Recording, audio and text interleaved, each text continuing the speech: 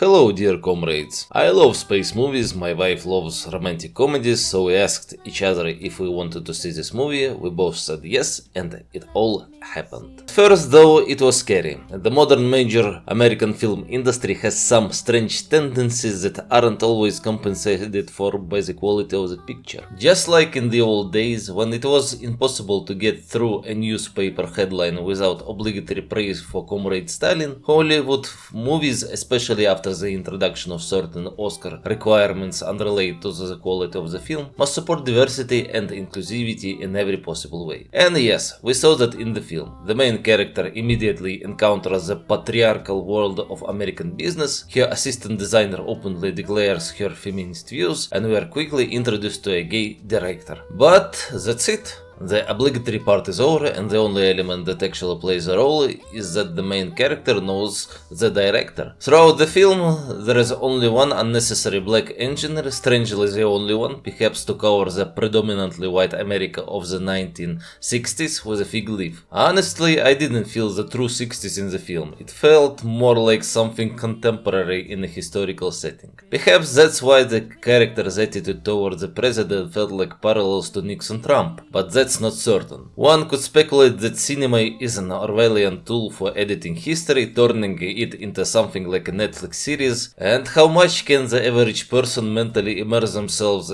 in different circumstances and understand the nuances of thinking between their own generation and people who lived 100 years ago or live 10,000 kilometers away. In principle, how much can the Hollywood filmmaking machine aimed at creating a culturally average product that can be consumed worldwide achieve this? But that's not the point. So, what's the point? After a series of pioneering achievements by Russian cosmonautics, satellites, dogs, humans, the Americans were somewhat confused. Despite their democracy and capitalism and the astronomical sums spent on space, look what those communists are achieving. And then the main proponent of the moon landing, John Kennedy, was assassinated, and the astronauts burned in pure oxygen. It seems like a streak of bad luck. Maybe this space thing isn't necessary at all? Continuous disappointments followed by the Vietnam War. Something needed to be done, because the brilliant engineers assembling the most complex puzzle in the world to successfully transport 3 people from one celestial body to another and back were doing everything technically right, but the society also needed to believe that their money wasn't just being thrown into space, but invested in something important.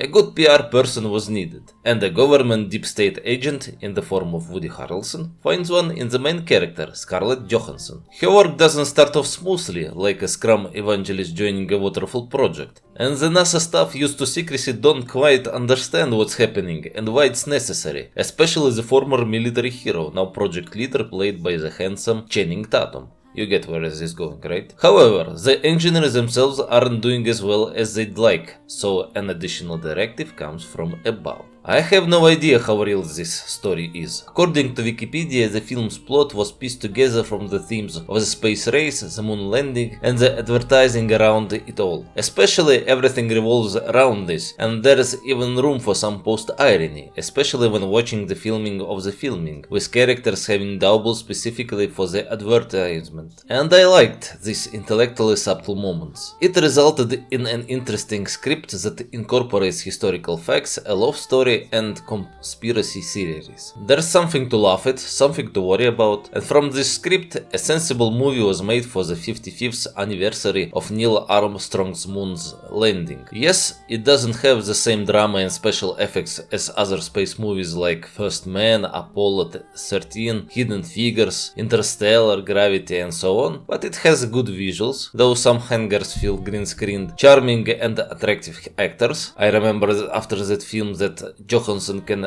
actually act and isn't just a pretty face in underwear over pants, and the spirit of adventurism that we are beginning to lose. I wouldn't say this is a film I'd be ready to rewatch on Cosmonautics Day, but I think I'll rewatch it sometime. And if you can manage to go to the cinema with your significant other, that sounds like a great plan. So, I recommend the movie.